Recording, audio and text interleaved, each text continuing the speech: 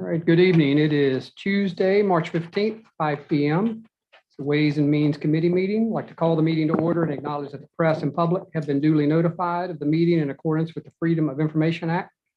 Nicole, you want to do roll call just to ensure quorum? Absolutely. Councilmember Anderson. Here. Councilmember Bogosian. Here. Councilmember Hahn. Here. Councilmember Myers. Here. Councilmember Popson. Present. Councilmember Streetman. Here. Councilmember Ward. Here. Mayor Pounds. Here. You have a quorum. Thank you. Next item is approval of previous meeting minutes from February 15th, 2022. Move to approve. Second. Thank you. Any edits, comments, changes? Nope. Thank you, Nicole. Councilmember Anderson. Aye. Councilmember Bogosian. Aye. Councilmember Hahn. Aye. Councilmember Myers. Aye. Councilmember Popson. Aye. Councilmember Streetman. Aye. Councilmember Ward. Here. Mayor Pounds.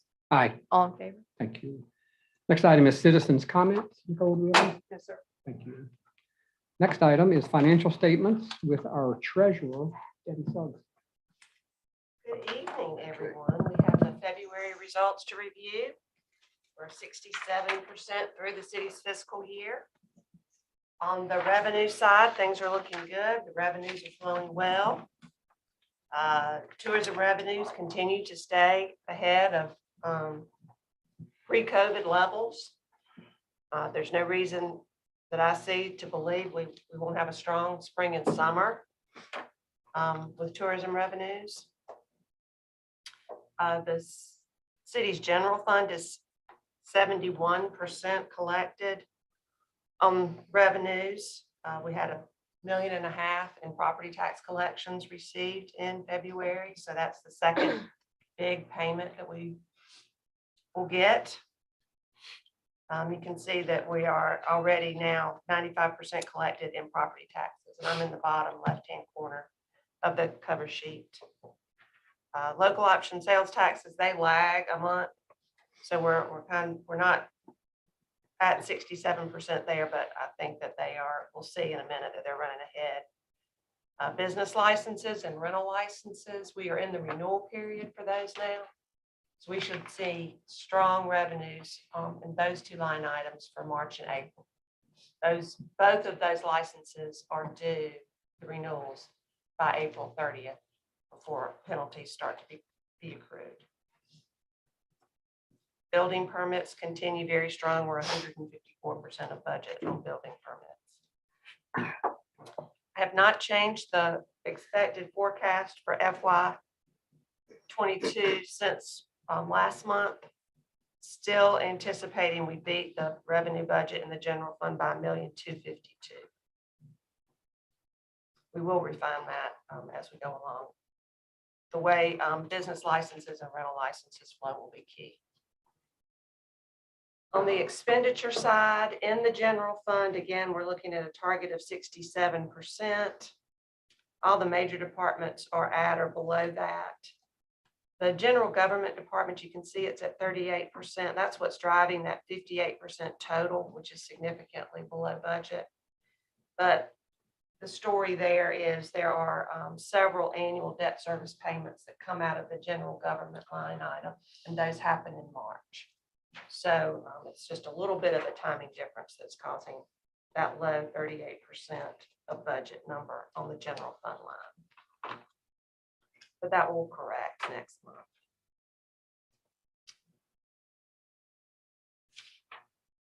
As far as the expenditures in the other funds, the same note as last month applies. There are certain large projects that were budgeted in FY22 that we have rebudgeted in FY23. That includes $2.3 million worth of drainage phase 3, the FEMA private residence project, which is $720,000, undergrounding of electric lines at the Marina is $125,000, the comprehensive drainage plan of $125,000, and renovation of a public dock space at the Marina. That's being shifted.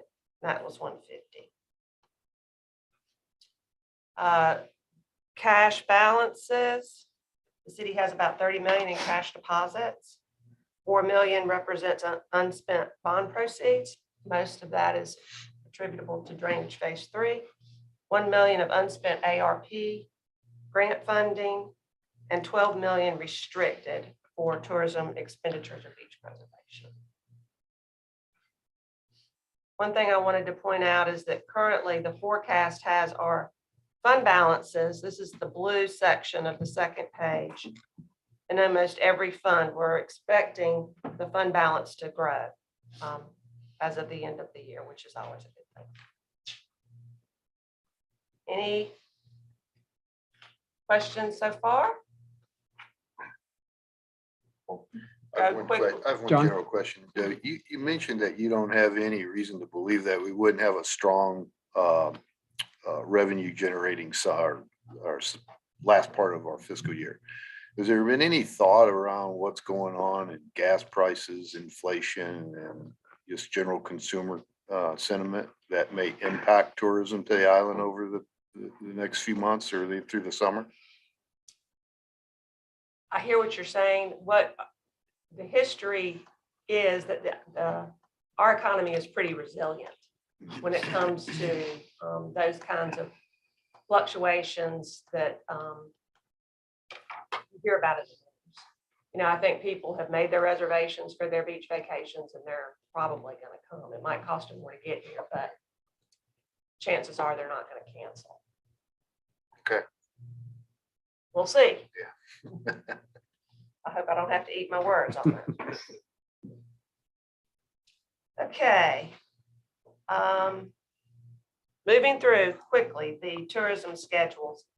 A $75,000 payment received for both municipal accommodations fee and beach preservation fee. Year to date, we're 51% ahead of prior year. Of course, that was impacted by COVID, but we are 63% ahead of pre-COVID FY19.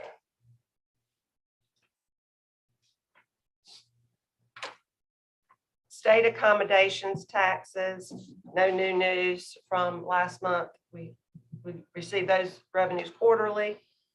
We did receive a quarterly payment from the county. That's the A-tax pass-through, or that's what we call it. 20% of the county's 2% on IOP sales, accommodation sales, they pass through to us. Historically, that has been a biannual payment, but we now have a contract with the county, or they presented us with a contract, and they're going to make payments on a quarterly basis. So we'll see what the rest of the year brings there. Hospitality tax.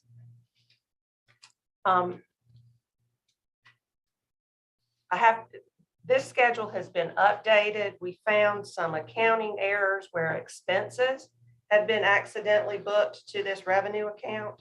So we fixed that and corrected for some timing differences with collections at the beginning of a month that really related to the prior month. So this is a more true picture of hospitality tax. And you can see that we are 88% ahead of FY21. FY21 was a very bad year for hospitality tax, but we are still 30% ahead of where we were in FY19 and FY20.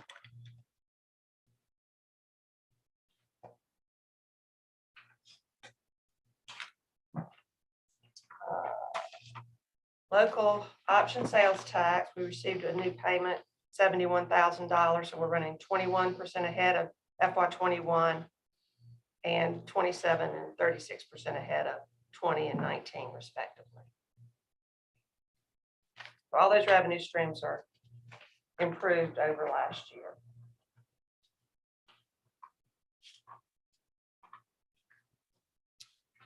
Okay. Project worksheets. Do I have a project worksheets?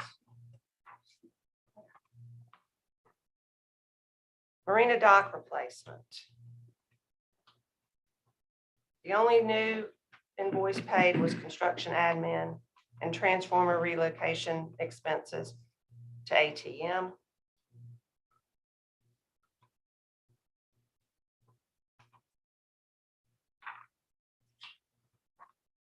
And then drainage phase 3. We had the final application for payment on the Gulf Stream construction contract, which was the smaller projects within the basin. So that's good to see. So that's all wrapped up.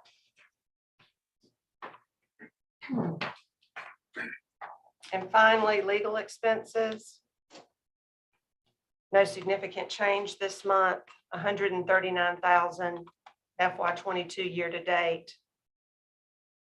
The only note I would make here is that for the FY '23 budget, we're currently at 128,000 for legal fees. So we're anticipating going back to a normal year, much more normal year on legal expenses.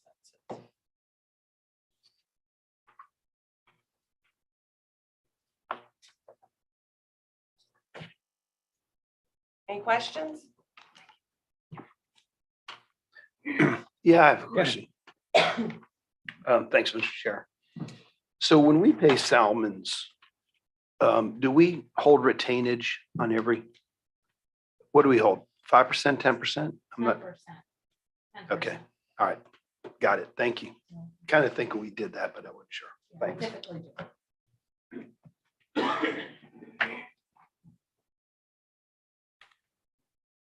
Thank you, Debbie. Next item is our capital projects update. Desiree, All right, welcome back. thank you. Good to be back. You should have received a separate email from me with the capital project update. It was not included in the packet, so I'll be walking through that now. We'll start with the Marina Restaurant.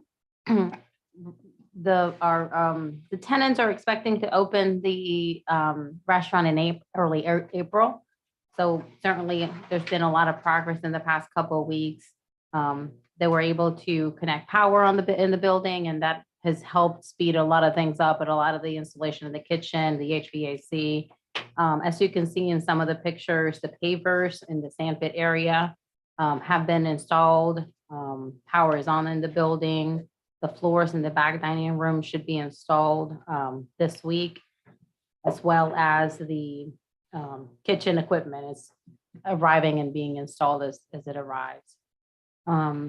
The upstairs floor has been sealed to eliminate some of the leaks that were shown, and hopefully that will solve that issue. They continue to work on determining the dumpster location and whether or not to use a compactor or a conventional dumpster. And Douglas has been facilitating those discussions with them and with Brian as well to try to consolidate the dumpster area on the marina. Marina Dock Rehab update, also expected to be complete by 1st of April, with the exception of some of the DHEC water certifications and the as-builts. However, the fuel dock is almost complete. They're still working on the dispensing and the water and fire suppression systems. The fuel hut is very, very, very close to complete. They're working on interior cabinets and some of the finishes. Charter docks also close to being complete, also working on the water and fire suppression systems. And this was something that we plan on doing concurrently with the fuel dock. If not, it would have been about a $10,000 expense to have the contractors come in twice. So we decided to do that at the same time once the fuel dock was ready to be for this installation. We talked about it a couple months. We've talked about some of the issues with power and the electrical panel, and those have been resolved. However, we had some issues where power had been interrupted in the charter docks. I'm sorry, the restaurant and face docks, which was the first phase that was completed. And I think after an investigation, it was determined that it shut down by design because of some potentially unsafe conditions were presented. So working well, and again, we expect this whole project to be completed by the end of this month, early April as well.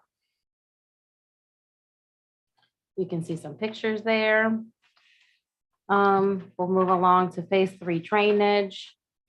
We continue to have a start date for the construction of both 30th and 36th in early April. The golf course portion should be completed by June. And here you can see the dates where we are expecting road closures to occur associated with both of the outfall project work. For 41st Avenue, we're still pending the joint wetland permit from OCRM and the Army Corps.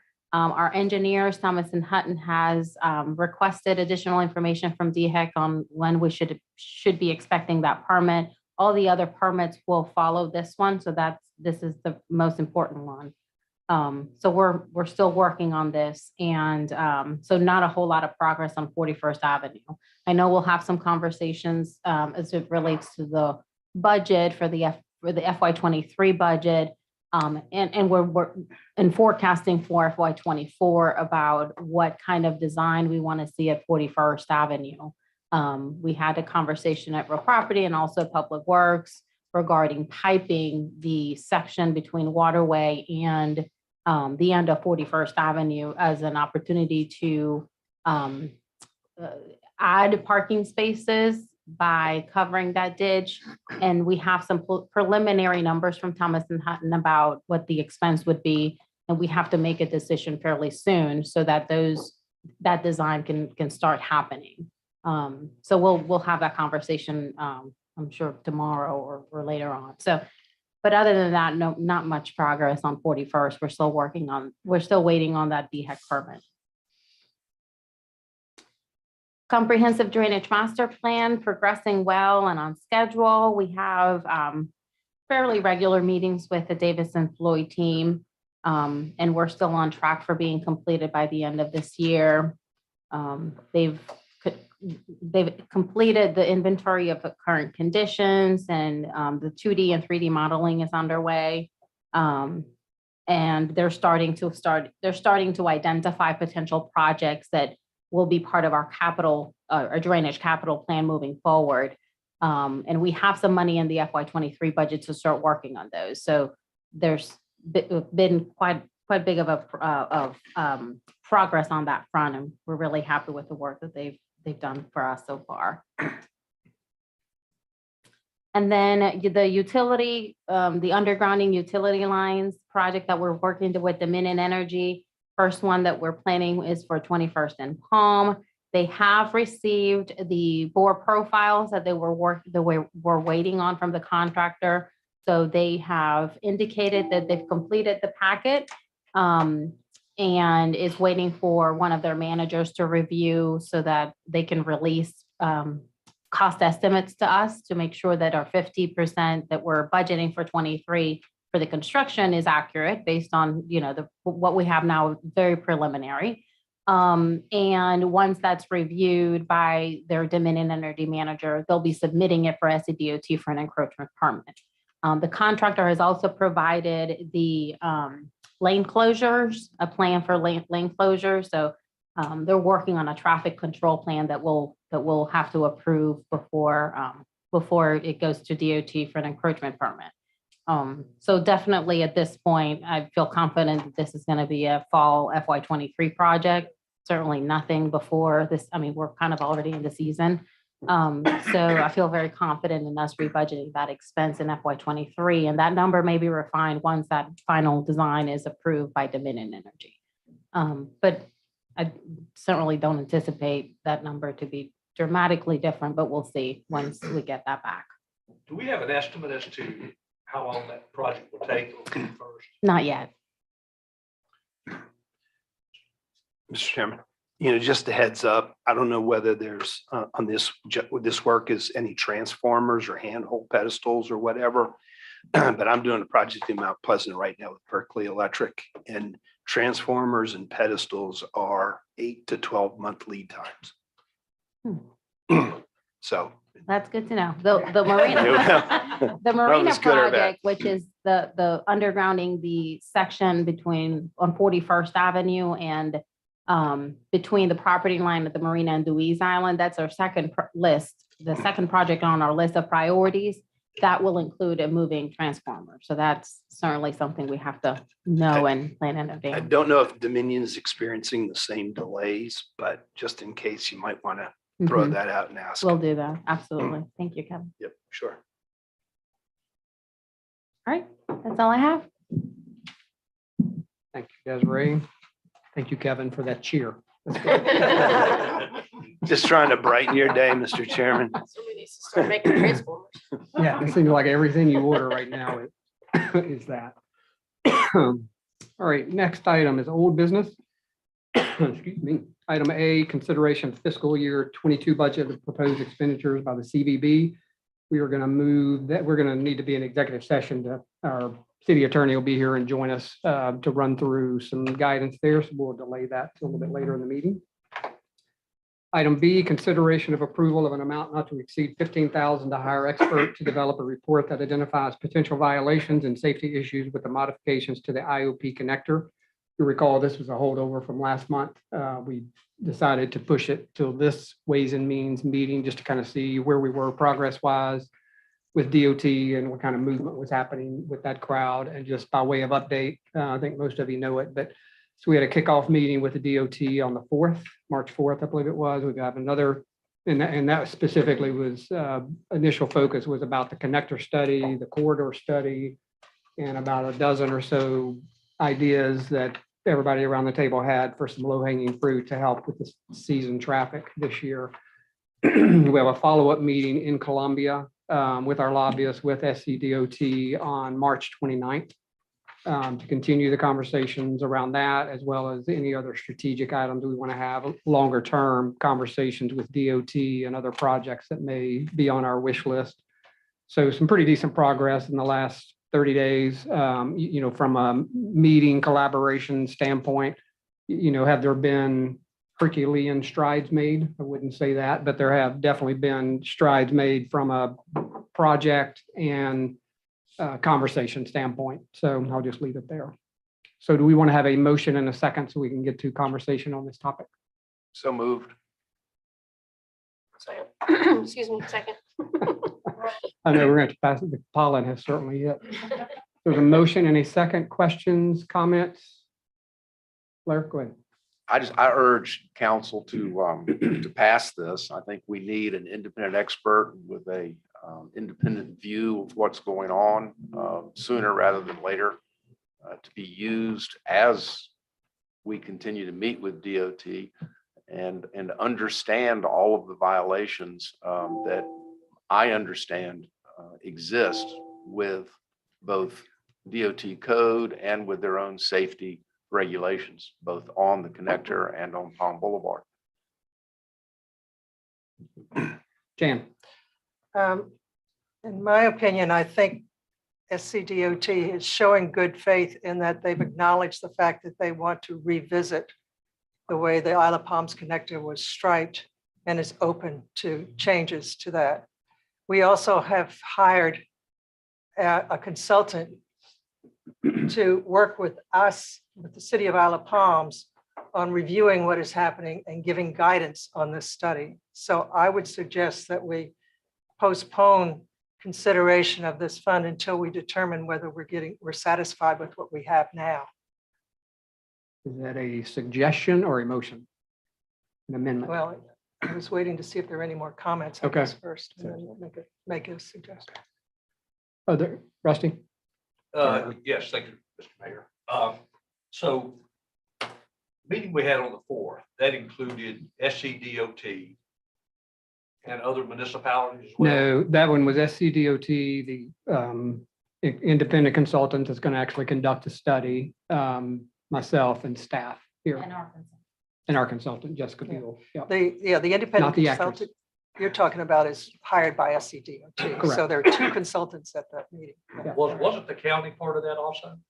Not this particular meeting. We've had separate meetings with the county park, and we've had separate meetings with Mount P and Sullivan's Island and their police staff, along with Chief Cornett and Douglas. So there's been multiple sessions happening, Rusty. So, yeah. Do we have any kind of time frame, any kind of idea of SCDOT is when they'll come back with us, you know, on the connector issue in Yeah, it'll be the fall, without a doubt. the fall? So we'll go through the entire season the way it is now. We are. And Second again, season. say again, sorry. A second season. Second thing, yeah, but again, that's part of the reasons for these county meetings, Mount Pleasant meetings, Sutherland Island meetings, to do what we can to get in front of it. but it will definitely be a fall deliverable.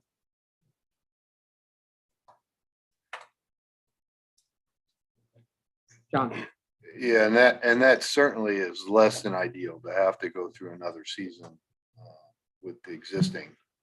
And if I thought that this would make a difference though to that, I would be absolutely in approval, in agreement with it. And I do think that there could be a point that we would want to do this, but I do believe that the SCDOT is most likely very aware of any violations that they've committed by doing the changes they've done, both statutory and safety and other things. And I'm not sure of the value of throwing a Scud missile on their desk right now when we've got some pretty critical discussions going on with them. And that's my only hesitation in doing it, is the timing. It's not whether eventually this could be needed where we use the stick as opposed to the carrot, but it's just a timing issue for me. Blair. I hear what everybody's saying. From my perspective, they have not dealt with us in good faith. Everybody knows that they came down here and did this basically in the middle of the night. They have admitted that they did not do a study. They just did it. And we need in our toolbox an expert to tell us all the violations, whatever they may be. And if that's a Scud missile, I'm sorry, it's a Scud missile, but they have not dealt with us in good faith. And we need this in our toolbox because I don't trust them to identify all of the issues in an appropriate manner. It's just common sense in my mind that we have our own independent expert tell us what's wrong with Palm Boulevard and the connector. Katie. Also, getting this done doesn't mean that we're going to drop it on a missile on the DOT. I mean, we could find out that, well, there's really nothing more than what we all see and realize, and that we want to just keep on with the talks and hope that things get better. But I feel like knowledge is power, and the more that we know, the more that we know if we can take a left turn or right. I think it would help us to guide our decisions in the future if we knew more. I don't know that. I know it's spending money that we don't necessarily might not need to spend, but I feel like it would be helpful to have it laid out like in a clear, concise way that this is what's happened and this is where we are, and then these are the pathways forward. That's what I would hope to get out of a study like that. Yeah, I don't think you're going to get that out of this study, a pathway forward at all. You're looking to spend $15,000 to identify potential violations and safety issues. For $15,000, we're not going to get what the DOT is going to bring to us in the fall by any stretch. Well, I guess I'm saying not necessarily a pathway with the DOT, but if we have any sort of, if there are repercussions, if there is anything that we can do about it, I feel like it would probably be helpful to know a little bit more. Yeah, I was just managing expectations on what this report is really going to bring us. So, Jan. All right, a couple of things. First of all, I think the letter is requesting that we go back to what it was before. So we get nothing Separate different. issue. Okay. That's going to be a council issue because we got multiple things at play here. Is a letter to request it to go back to original striping. This is a separate issue. With respect to the funding here is, we have already hired a consultant to help us identify what our needs are, I think. And I believe it's a different kind of consultant than this money would be used for, but it is a consultant who can work with the city on identifying potential improvements and with South Carolina DOT. The second thing is, I believe that although South Carolina DOT has not behaved the way we want them to, they are now behaving to our benefit. The first one is they've agreed to look at restriping the connector and paying for that themselves. They've also agreed to what I consider the most important part of this, which is doing a corridor study of the Isle of Palms connector so that we can move traffic better on and off of the island, which is the root cause of this problem. The reason why we're worried about emergency access is because of traffic congestion. So if we can improve traffic congestion, then that everything, the others will fall into place too. It's not going to eliminate traffic congestion, but it will make it better. And that is a second phase study, which SCDOT has, if I believe it correctly, they've agreed to do that study as well. That would include Mount Pleasant, Isle of Palms, and any of the county and any of the other communities that want to be involved in that. So what I see is that we have taken care of our needs right now, and we need to move forward.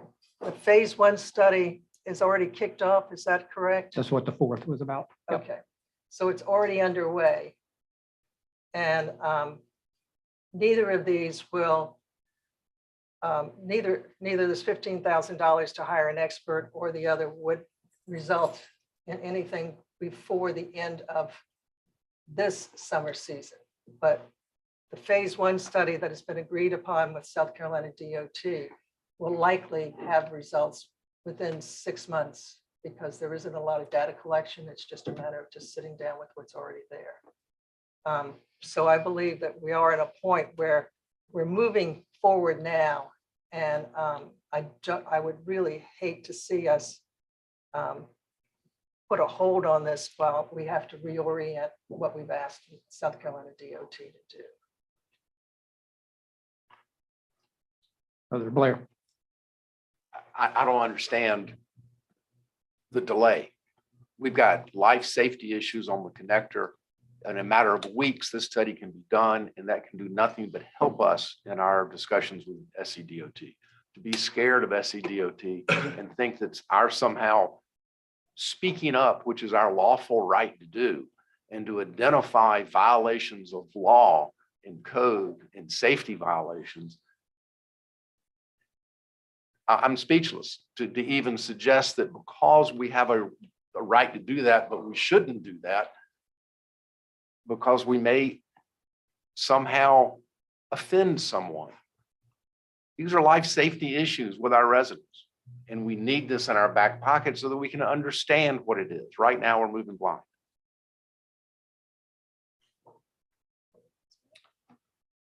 Let me, Point Jimmy. of order. Yeah. Members need to speak once, let everybody else have a Yeah. chance, and then speak twice, and that's it. So I'm going to give my 2 cents. This is my first go round. Katie, to your point, it is taxpayer money, and I'm not at all in favor of doing this right now personally. I hear, we hear from our own public safety personnel that it has not affected our response times at all. And we've hired a consultant to sit around the table with us. SCDOT has hired an independent consultant to sit around the table with us. I think we're making significant progress personally. I think I would be shocked if there were violations that the SCDOT did around this painting. It's my opinion at this point. But I would not be in favor of spending this money. Jimmy, anything? Nicole? Councilmember Anderson, We are voting on whether to Voting spend- on the Whether I motion can- that's on the table. to expend $15,000. Nay. Councilmember Bogosian, Nay. Councilmember Han, Aye. Councilmember Myers, Aye. Councilmember Popson, Nay. Councilmember Streetman, Nay. Councilmember Ward, Nay. Mayor Pounds. Nay. The motion fails. Thank you. New business, item A, discussion and consideration of proposed options for redevelopment of the new public dock and the Intracoastal Dock at the Marina. This was in your package, big, long memo from ATM. Rusty, do you mind if I set the stage real quick, or would you like to? You asking me to set stage? You want me to, No, or you you- go ahead. I'll do it.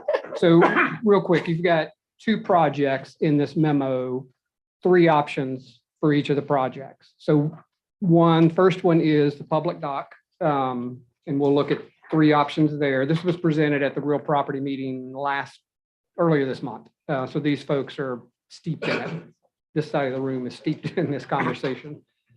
So we have 3 options we're going to look at from the public dock project, kind of a high, medium, and low. We've got 3 options we're going to look at with the Intracoastal Dock, and those are the T-docks, if you're familiar with those, just off the restaurant on the Intracoastal side. And again, we've got 3 options for that.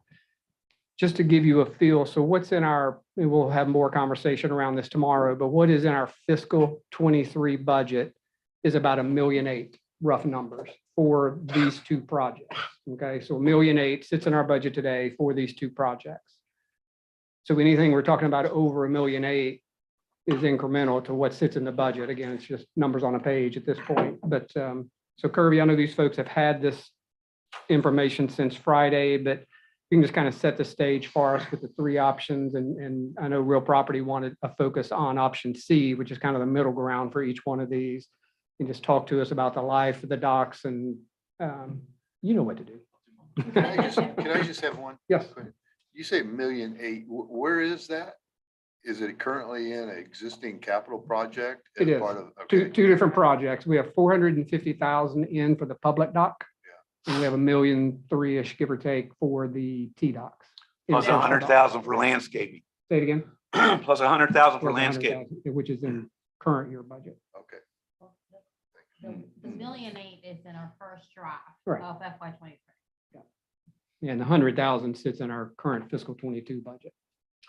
And that, that's something that was decided a while back, right? I mean, The 100,000? no, the $1.8 million. Nope. Or No. that was just this, so this This is, year's budget, but we knew this was coming.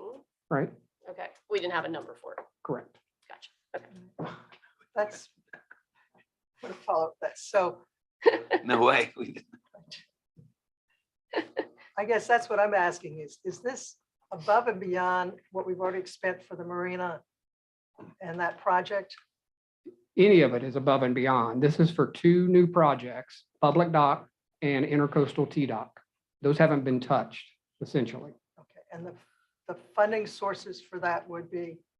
It's in our budget document. I'll have it right in front of me. We're going to get to that It's a tomorrow. Let's just separate- get to this conversation. Okay, Briefly, Mr. Chairman, Yep. it's 90% from tourism, okay. Yep. Kirby, 10% from general. our way. Evening, Kirby Marshall with ATM. Glad to see y'all this evening and glad to talk about these projects a little bit more. We did speak with Real Property, but came up with a 3rd option after that meeting and glad to talk through all of these with you. ATM's been working with the city.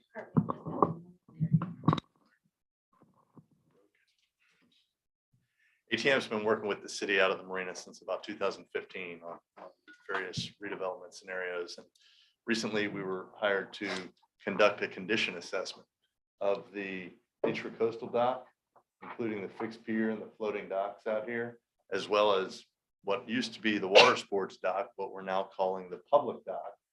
This structure out here, this existing fixed pier and floating dock system out there. And what we found was, just in real simple terms, the Intracoastal Dock was built around 2004, really robust structure, commercial grade structure, really nicely designed and engineered, but it's got some age on it. The hardware in the fixed pier portion of the structure is very severely corroded and needs some attention and maintenance. The floating dock portion out here is pretty robust and it's in decent condition. This portion, which the restaurant controls as part of their lease, was recently rehabilitated by Salmon Dredging as they were out doing other work at the marina on Morgan Creek, and it's in pretty good shape. The utilities, however, throughout the dock are in very poor condition and not serviceable. The docks on this end of the floating dock are a little bit worse. They haven't been maintained as well. They need a little TLC, but in general, the flotation, the structural components of the dock feels pretty good. Piles are in good condition.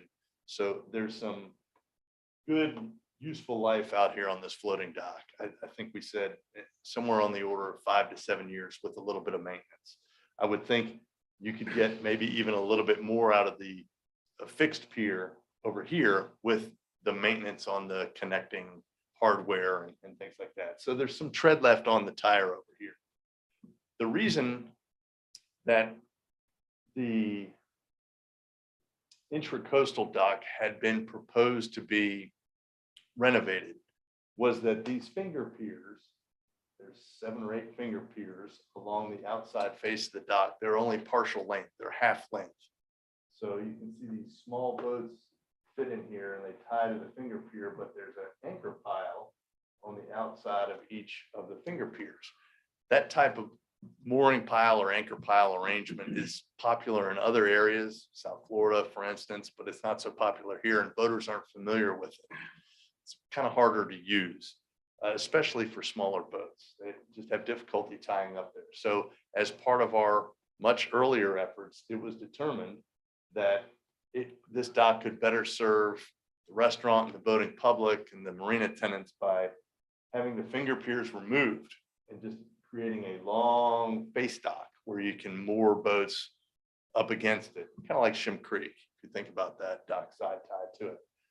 That would require, and we also talked about moving the dock out from shore a little bit to gain a little bit more water depth. There's some siltation issues in here. This is the mean low water contour, which is basically the mud line at low water. You can see there's not a lot of space in here. This is a 2016 survey, so I think it's probably silted in a little bit more than that now.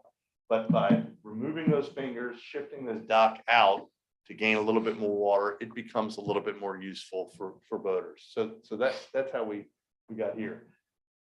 This dock, and I should say also that the removal of the fingers and the shift of the dock outward is fully permitted as part of the overall marina permitting process. That permit's already in place. Add a brand new ADA gangway, take the fingers off, shift the gangway out. That's fully permitted right now. This dock, as everybody is aware, was formerly home to tidal wave water sports and served those purposes for a number of years. But now transitioning into a public dock, the city asked us to take a look at it to see how it might be able to accommodate public use, kayak launching, pedestrian access, things like that. And what we found over here was this is a much more residential style of dock construction, smaller piles, smaller timber members, things like that, until you get out to the T-head, this covered area where the point of sale operation used to be for tidal wave. And now there's a covered structure out there that's a little bit more robust. I think around 2010, there was a maintenance program that went on this dock to beef the T-head up. There's new, bigger pilings out there, better bolts and connections, and stainless steel hardware all the way out to this dock. So the dock, well, it's maybe not as robust from here to here, and just a little bit of age on it, it's in pretty good shape. The hardware's in pretty good shape. The decking on this dock, this floating dock, this dock, and this dock is worn. It's old pine decking. Y'all know what happens to pine decking over the years. It's just cracked and beat up. But in general, it's in good shape. The floating docks out here, however, are not so great. The interior dock here, there's a small rectangle that the tidal wave folks kind of built in the parking lot and scabbed onto the dock. It's broken. We know it's broken. It's reached the end of its useful life. The outer dock, however, which was recently relocated out of the construction offset of the Intracoastal, it's in fairly decent condition. Pretty robust dock. It's got some tread left on the tire. Needs a little bit of maintenance. Decking's in not so great shape, but in general, the flotation and the structural rigidity of the dock feel pretty good. So we feel like it's got some tread left on the tire too. So with all that said, how can we adapt these structures reasonably to meet their intended use? We came up with a couple of options, met with real property, discussed those. I'll present those here very briefly, and then we can talk about it a little bit more if you like. But we were originally charged with, can you come up with a repair option, just a modest repair option for each alternative, to see what we can do to just make them more serviceable for the near term. And then we were charged with, what can you do a little bit bigger picture to come up with a more of a replacement alternative for each one of them. So we'll talk about those. The first option, and we'll talk about the public dock first, is a very modest repair, very small. What can we do to get this serviceable, safe for the public, improve ADA access, things like that, improve back access? This dock, actually, when we were updating the permits for the water sports operation, we permitted a new ADA gangway to come out and service this dock, knowing that it would need that in the long term, and knowing that the city, might want to improve ADA access out throughout the marina for all citizens.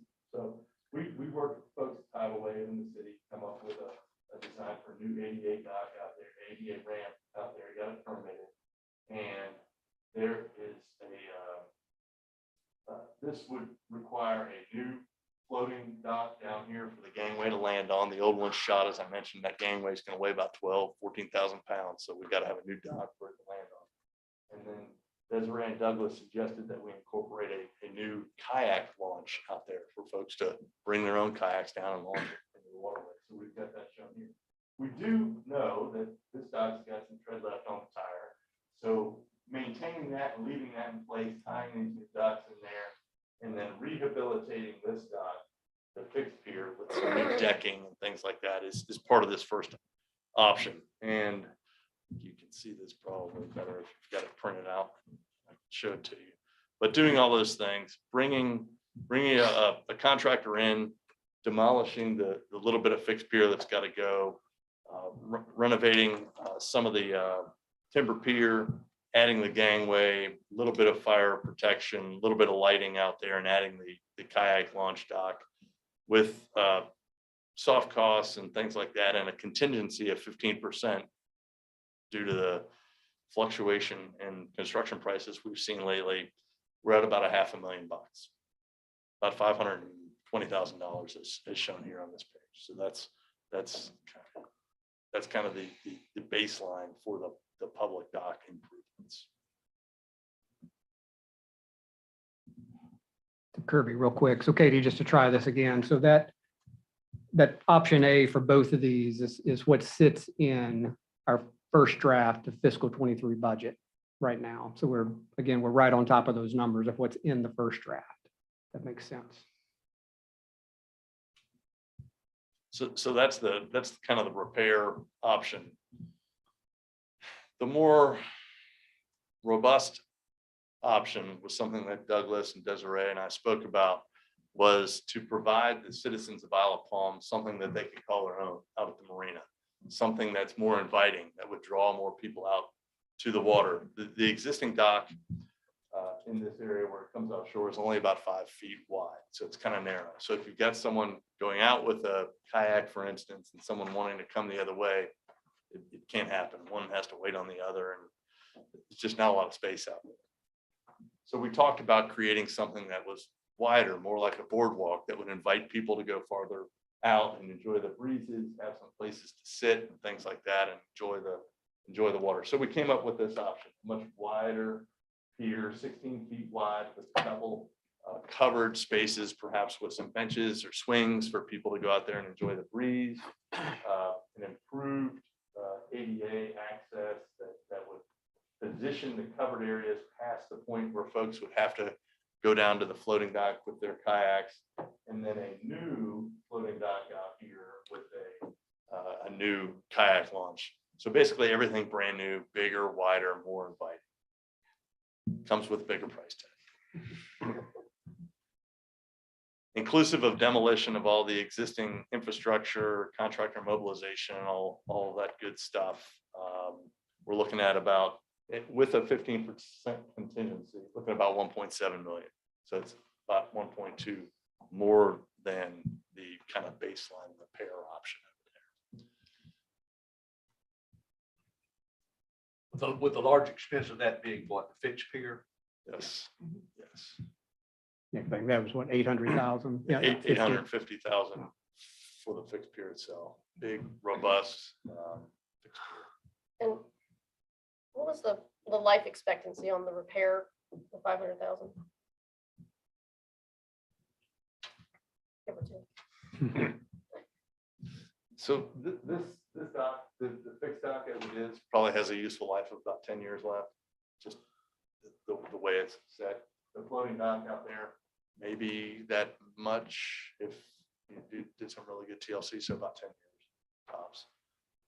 And the new robust option would be on the order of 25 years. Kirby, I think your recap that you gave us initially said the floating dock would be a life expectancy of 5 to 7 years. Yeah, yeah. So a little less than the other. Little bit. Jan, I have a question about the ADA ramp. Yes. Can that be used by anyone? Mhm. And how wide is it? This one here? This one's shown and permitted currently is 8 feet wide. So have you seen the new ramps, the big ramps at the marina? Since it's been redone, same size ramp, really So- wide and 80 feet long to accommodate. nice So slope. you're talking about problems with people passing on the existing ramp that goes out there, existing dock, Yeah. the 5-foot wide one? Yeah. Couldn't you have traffic going inbound in one direction, outbound in the other? Or if there are people on one ramp that's busy, they can use the other. So you would have net 13 feet wide of space to get in and out of the, Are you suggesting a circular pattern? well, I'm just saying, if you're there, you were talking about how it would be difficult if two people wanted to use that existing dock at one time. Right, But if there's that ADA ramp there, right. couldn't someone else coming along, if there's someone on the first dock, just use the second? So you wouldn't really have that kind of an issue. Sure. I was just suggesting that if someone was coming one way with a kayak in this reach right here and someone was trying to pass, it would be difficult. Okay, so it's just that short It's reach just beyond the Right, so that's about ADA ramp. 50, 60 feet. So you could either extend the ADA ramp all the way to the parking lot or widen the existing ramp or something like that without It's having to certainly an rebuild the alternative. entire ramp. Indeed, and entire yes. dock. and Kirby, I guess neither dock is ADA compliant now, obviously. And I think what they're kind of getting to is, didn't we have a third, we had talked about a third option, and I think. We did, and I'm not I sure, think Jan's hitting on that. I'm not sure I Or part of- captured, I didn't capture the widening of this dock, that 50 feet or so, to facilitate passing, but that's certainly something that could be added to this. But this is the third option that we spoke about in real property. What's something maybe in the middle that we could do to improve this now and maybe not spend $1.7 million? I don't like, and I've seen very mixed results with adding new floating docks to old floating docks. It doesn't really work that well. So what we've shown here was, all right, well, this pier we know is in good shape and it's got good useful life. This floating dock maybe a little bit less. Why don't we replace all the floating docks out here and tie them together as one homogeneous unit? Now that would make the entire floating system that much more robust. That would be good. Same ramp, but improved. I did a little bit. I wish you would have been a real problem. We did improve the access to the ramp by creating a little extra space there as you turn off with your path. That certainly could be extended a certain distance, perhaps even all the way to shore. Again, tying a new fixed pier against an older fixed pier that doesn't have a whole lot of life left, maybe 8 or 10 years. I don't know, how cost efficient that would be in the long term, but it certainly could be done. So this is kind of the middle that we came up with since our meeting last week. A little bit better, new floating docks, a little bit better access. It's around 700,000. I think if we added or expanded the fixed periods you suggest there, it would, add on incrementally to that. That's a good idea. Didn't you also say that, oh, sorry, No, If- Larry, if we did the third option, that 10 years down the road when it needs to be repaired, it would be a little bit easier to do the 10-year in Yeah, fix? absolutely. The neat thing about this is after 10 years, this fixed pier could simply be demolished and replaced. When all of this infrastructure would stand on its own and could just remain there, and it would have 15 years or more useful life left on it. So at that point in time, replacing this fixed pier makes some good sense. Blair, sorry. Mr. Jones. I was wanted to ask a question on the Intracoastal Dock. And I don't know if it's to you or to whoever it is. Who uses that dock? You had said that the restaurant uses the north half of it, I guess. Who uses the south half? So you've got on the left half, south half, you've got Coastal Expeditions as a piece of it. And then the marina manager has the rest of it. And so any rental income from that dock goes to the marina. It's Um, toward- yeah. Yeah, on the those- left those- side. Right. so- Right so- side is so all The restaurant. city's not receiving any revenue then for redoing these docks, I guess is the point. I would, maybe not directly. The city is, we're responsible for, any, full replacement for both the restaurant side and the other side.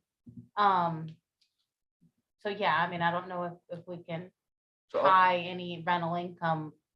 Okay. based- fair enough, just wanted to understand. So Yeah. under the terms of our lease, we're responsible for That's right. repair to the dock, but not necessarily improvement. Desiree, correct me if I'm wrong. From several years ago, when I looked at Brian's lease, he pays a base rent, then a percentage of his income. That's Isn't right. that correct? Mhm. The proposed improvements to this dock should certainly make this dock more attractive to the marina operator. And as it's permitted now, we have 9 or 10 jet docks permitted behind the dock itself. Those will each generate a lot more revenue than what it's generating out there now. I think it's probably renting those out for $500 or $600 a month each. So to the extent that the incremental increase in slip leases that the marina operator will enjoy as a result of this will trickle down to the city as a result of the percentage of lease that you have. It should, because right now, and that's a good point. Right now, the interior of that floating dock, it's relatively, it's useless because it's so, it's not deep enough. So once that is moved closer, inwards to the intercoastal, that whole area in the back for both the restaurant and the marina operator would be available, which it's currently not. Do you know what percentage the marina pays in overage?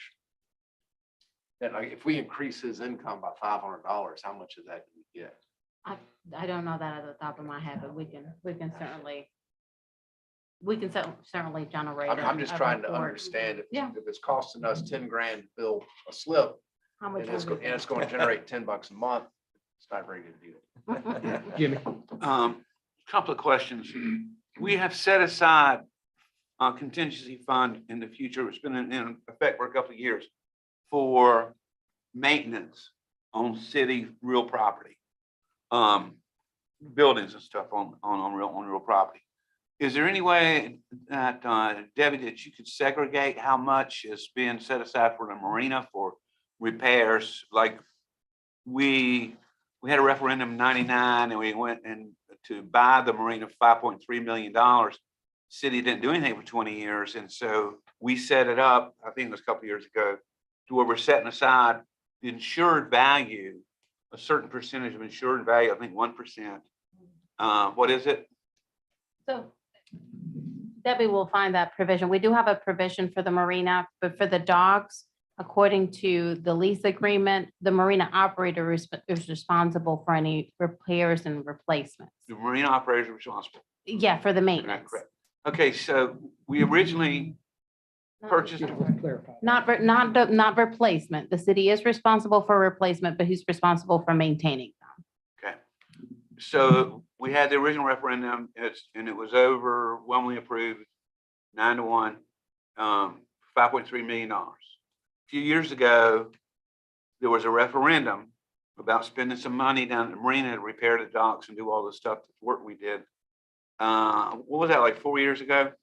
You were here at that time. Yeah, 2018. Yeah, and that was soundly defeated. How much money, I'd like to know, how much money have we spent on to date on all the other docks and the fuel dock house and all of that? 4.5. 4.5. we went to the citizens and asked for 5.3 and they said no. And so we're going back out and saying we're going to spend 1.7 million.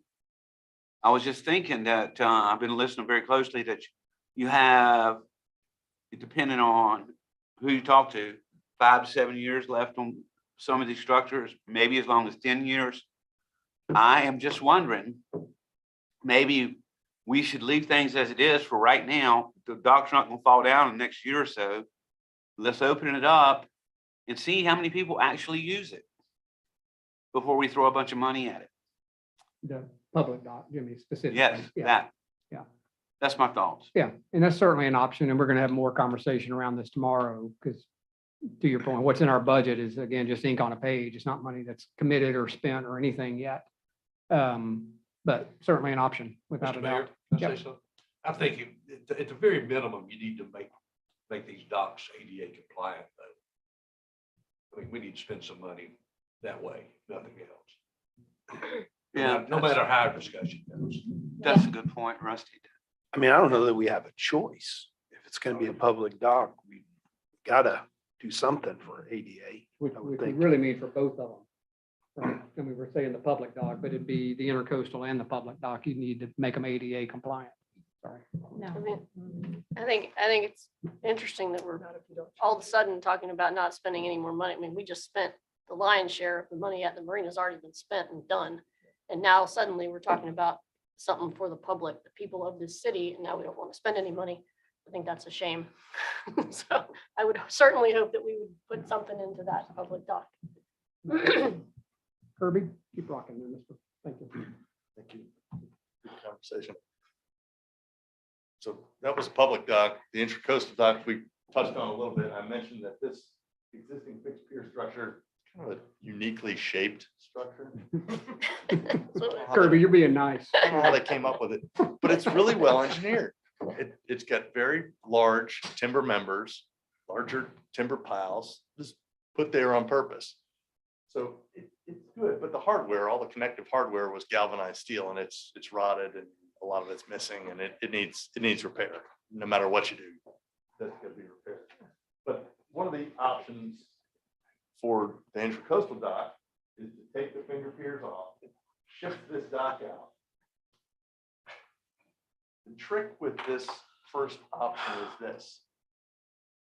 The existing finger piers are really working to anchor that dock in place.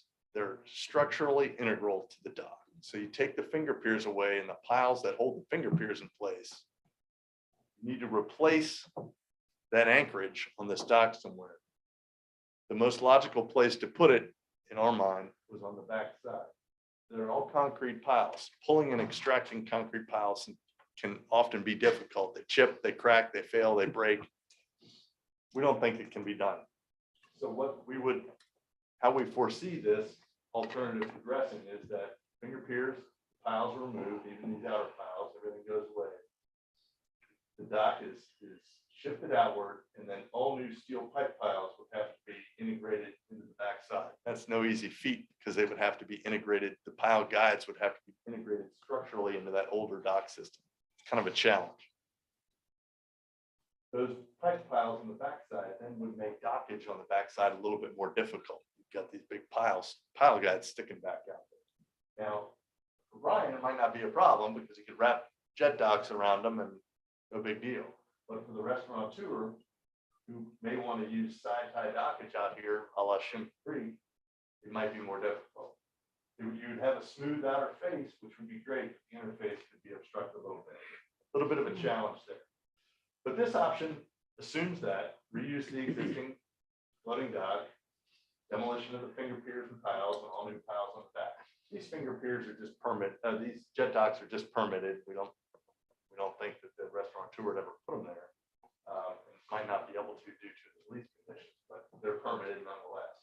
Brian does have these permitted down here as well, and he very well may put them. This option includes refurbishment of the existing fixed pier and relocation of coastal expeditions out to this very end. Again, this is a really odd shaped dock. This outer end is really, it has no real use.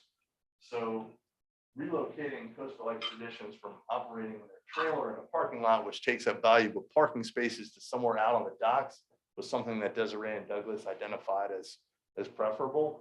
So we thought they may be able to relocate their operations out here. Probably not the best space, but I think they could probably make it work. New ADA gangway leading out. This is a 6-foot wide gangway, so not quite as wide. We don't have kayaks going up and down here quite as frequently. Certainly not being dragged by the public. But ADA gangway going out, little pony float for the new heavy gangway to land on. And that's the kind of the baseline remediation option for the Intracoastal Dock. The estimated cost to do that is about $1.3 million, inclusive of soft costs, contingency, things like that. I will also say that these costs for the public dock and the Intracoastal Dock assume both projects are done at the same time. We've split out the mobilization fees for a contractor to come in and do this. So if you were just to do the public dock or just do the Intracoastal Dock, the fees might be just a hair higher because you don't have a split mode. So we're at 1.3 for this baseline. Not insignificant. The second alternative out here, replace it all. Demolish the existing fixed pier, demolish the existing floating dock, put in a new floating dock, properly located. And what we did in this case is we created a platform out here for Coastal Expeditions to operate on in this area, instead of trying to sandwich them onto the fixed pier, which probably wouldn't fly with our regulatory agencies anyway, because it's over the marsh. So we try to minimize impacts over the marsh, and we put a space for Coastal Expeditions to operate out there. New little fixed pier in here, same size gangway, same size floating dock. Estimated cost for this option, all new stuff out there, about $1.7 million, inclusive of contingency. So we're at 1.2, 1.3 for relocating the existing, keeping the existing fixed pier, and about 1.7 for everything all new. The middle ground option, as we discussed last week, is to spend some money to rehab this existing structure. As I mentioned, it's robust, really needs some new hardware, but put in a new floating dock. That way you can get the maximum useful life out of this dock. You don't have to mess with trying to relocate all these piles and tie them in, which would be a really difficult operation. And this would be a good, robust dock to serve the marina in the city for a long time. And then when the time comes to replace this, it would just be a demolition project and you'd add a new dock. So easy kind of middle ground to maximize what you got in that fixed dock now. Estimated cost for this is right in the middle. It's around 1.4. So 1.2, 1.3 for the baseline relocation, 1.4 for new floating docks and rehab the pier, and 1.7 for everything else. That's where we are. Other questions for Kirby?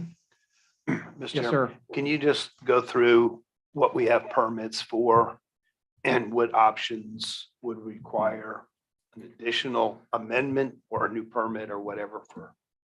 I know we touched on a real property, but That's a great question. I'll be happy to run through it, and it confuses me, so I'm sure it's gonna confuse you. So there's two separate permits here. The marina that was just reconstructed and the Intracoastal Dock under one permit. This dock was permitted separately years ago as a water sports dock, I think in '89 or something like that, years and years ago.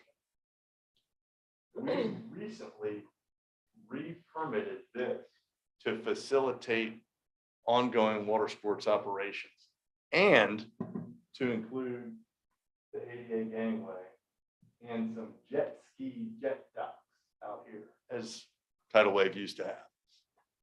So going with an option here that does anything out here with regard to a new docks, new kayak launch, things like that, would require a minor permit modification. It would also require a change in use. Right now it's permitted, it's actually permitted as a marina. Both permits out there that are permitted as separate marinas. It's just a nomenclature thing with OCRM. This would then either, I'm not sure how they would treat it. This is kind of the next step of our process once we get some guidance on which way y'all are leaning, is to approach OCRM. I don't know if they'll want to roll this dock and what you want to do here into the marina permit or amend the existing water sports dock permit that's already in place. In any case, it would be a permit amendment and a change in use. There's no longer going to be a commercial dock. It's no longer going to be a standalone marina. It's a public dock. So there would be a change in use and some minor modifications. Now, if we go with the more robust public dock, that would require a major modification, which is essentially a whole new permit for this dock. A little bit more involved process. So that's kind of where we are on that. And that was about a 12-month. Yeah, and I just was on the phone with OCRM today about another project, and they indicated they had lost 3 project managers, and yeah, it's 12 months. But that would be for the grander. Brand new. Grander, I think we could probably execute staff permitting on the state, execute minor modifications out here within a 6 to 8 month time frame. I would hope perhaps even less, but I've seen similar projects take that long, which is just unfortunately silly. It should be a phone call, but it's so this is less intense. The larger, I don't think this would require public notice or anything like that. The larger change to the grander walkway, that would be probably a new permit, public notice to allow the regulatory agencies, the federal commenting agencies, DNR, everybody to make comments on the design and things like that. So that would result in that longer, maybe 12-month process. So it's considered a marina permit versus a residential. Do we also have to go to the Corps? Yes, you do. Cool. So you have permits from the Corps and OCRM on every dock on the property. The Corps has instituted a new streamlined permitting process for small docks like the public dock, which I think would enable them to process the application more quickly, but we're still beholden to the state. They're just tied up. Streamline being relative, Kirby. The Corps has gotten a whole lot better Yeah, and run good. things through quicker from what I'm saying. They don't seem to have had staffing issues that the state agency has, but things change. I know that's affecting a lot of businesses right now. The Intracoastal Dock, what's permitted is basically this.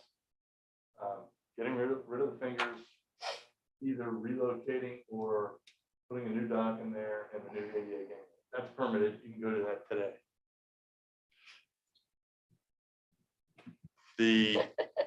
The replacement option with a new fixed pier and demolishing the old fixed pier would require a permit modification. That would require public notice due to impacts to the marsh and things like that. It would be that. I think this is a pretty simple project, but it would be somewhere probably in between the 6 to 12 month range, just depending. But it's not very complex. And the outside part is mostly permitted with the exception of this little node out here. That one's in the 1.6 range, right? Cost wise. This Yeah. one. 1.7. So that's what's permitted. And the middle ground one was, 1-4. no, for permitting, we could still use the old permit for that one. Let's see. Yes. Yeah, we'll permit. Yeah, sure. The option C would require a new permit? Mm-mm. It would not. No, good to go. Just need money. Just cash. I take that back. If you were to relocate coastal expeditions to this existing pier, there may be a slight change in use, minor permanent modification, but all the structural elements are fully permanent. Which is what usually takes. That's what takes the long time. And Kirby, point out where coastal expeditions would be on this particular graph here. Be at the end of the. Oh, I'm sorry. Into the Yeah, it's right brown, there. yeah. Yeah. And they're currently on the left, Right. on here and on the left side of the, Yeah. Dock. Yeah. Yeah, their current operation takes about 2 to 3 parking spaces, so we were looking at options. If we were gonna do something there, makes makes sense to us to relocate them to where they actually operate and open those spaces to the marina. Well, yeah, not only more parking, but aesthetically, it'd be a lot more pleasing too, to get the trailer off. They're a tenant of the marina. They're a tenant of the marina operator, yes. Just out of curiosity, that's a 6-foot wide pier that you're talking about putting coastal expeditions on. What are their facilities? I mean, are they just standing there and taking money from people or what? Yeah, it's just a trailer. They Yeah. they currently have a trailer where they do check-ins to people. How do you put it on a 6-foot wide dock and still have room to walk past it with boats? I mean, kayaks or anything? The kayaks are already deployed on the floating dock, so they don't move kayaks from the check-in area to where they're launching. They're So you already have out like on a the pier. 4-foot wide trailer with 2-foot wide passage next to it? no, all the kayaks are currently out in the yellow area, just Yeah, but I'm just, roughly. I mean, Yeah, you wouldn't be Yeah. passing, so people would be to access the dock, they would be taking the gangway. Just walking. So this yeah. area, it becomes kind of dead space. Okay, So all they okay, need. that's what I is- need to know. Thank you. Other questions for Kirby, because the game plan is let you keep chewing on this tonight after this presentation. Thank you, Kirby. And let us have a discussion tomorrow during the budget workshop to talk about what, if any, options you want to put in the budget. Yeah, just is the trailer there now? Yeah. Yeah. If you go down there tomorrow, it would I make got more it. sense. I got it now. Yeah, Yeah. I mean, Like you it's, said, the public it's is on really the- small. On the handicap ramp. Right. Excuse me. Any final questions for Kirby? Thank you all. No, Kirby, thank you. thank Excellent. you. Yeah. Thanks for the quick turnaround too on the real property Yeah, thank you. request. That was nice. We'll have more conversation around this tomorrow. So if you can be sure to bring your ATM packet from tonight, that would be helpful. So Actually, can I ask one? more? Sure. What would be start times for like, obviously needing permits and stuff would be different, but are there like, is there a lag time for starting or if we didn't need to get new permits? I mean, is this So building ready? if you were to choose let's take the permits out of it. If you were to choose an option, the public dock option 1, which is basically, Can you speak into the mic? I'm sorry. Thank you. pardon me. Sorry, I told you you were done. Floating dock option 1 has keep the existing fixed pier, keep the outer floating dock with some maintenance and put in some new floating docks and the gangway and things like that. There's going to be a design process associated with that. And, then bidding and Fall. I would anticipate that could be bid out in the fall. Okay. The bigger pier option would take longer time to design, so getting more towards the end of the year, winter maybe. And similar with the Intracoastal Dock. Yeah, I think it really depends how extensive the permit, what option we pick and how extensive the permitting the permitting process would be. I think the simple option, we could be in there by the end of this year. Winter certainly at a time where the disruption to the marina is minimal. I think that the larger, grander vision for the public dock would, we're talking about a 12-month process for permitting. And then at that point, we would be able to get through bidding and So that may be a fall of 2023. type project. Well, and since we have to do them both together to say mobilization, then we got to figure out permitting, how it all works with the docks. Yeah. Yeah. I mean, A lot of coordination. I think the mobilization number that we had in there was 40. 80,000 total. Total. So if you wanted to save 40 grand, do them together. More attractive to more contractors as a package deal too. Thank you. Thank you, Thank you. Kirby. Next item under new business, item B, discussion celebration of 70th anniversary of the city's incorporation. This came up through the real property committee meeting earlier this month. So tonight's not a decision point, it's just a discussion to see appetite for this. So Rusty, you want a little background or Yeah. insight? Thank you, Mr. Mayor. Excuse my voice. I've got a seasonal allergy, so I'll do my best here. Yeah, I asked Desiree to put this on real property agenda. Probably is not the best committee for it to be placed on initially, but I was inspired in two ways here. I saw Jimmy Carroll's email that we all got asking us to honor the Windjammer, rightfully so, for their 50 years of being in business on the island. And I know that's something we'll be considering at some point. And it occurred to me that I've been here long enough on this island as a number of people sitting at the dais up here and in the audience to remember that we had a really nice 50-year celebration to honor the founding of incorporation of Isle of Palm. So that 70th anniversary is coming up next January. Told that we even had a 40th anniversary. I don't remember that one, but 50th I certainly do because Jimmy shaking his participated head. in that in a big way, and there's a lot of volunteers that participated as well. So I asked Desiree to just put it on the agenda. We discussed it in real property. We had some head nodding here and saying that we ought to at least take it to council, let everybody else weigh in, see what they think of the idea. I understand that we do have a lot of information in the file as to how we handled the 50-year anniversary. And, and as I recall, we had activities down on Front Beach, we had rec center. There was a lot going on. It was a lot of fun as I recall. So anyway, just wanted to throw that out there for us to just have some discussion about it. Yeah, and we've had some conversations, staff level too, just my opinion. 70 seems weird to me. 75 seems more monumental, from a timing standpoint and to have some time to plan it, but that's just my opinion. Or we could do both. Well, Jimmy, Isle of Palms, party. but you're going both of them. Well, it's just, we every can always 5 find an years. excuse. Right. And sometimes you don't even need an Well, excuse. I asked the mayor too. I said, you know how old I'm going to be? Kevin, Well, I was just going to say, Councilman Streetman bought all the beverages for the 50th. Yeah.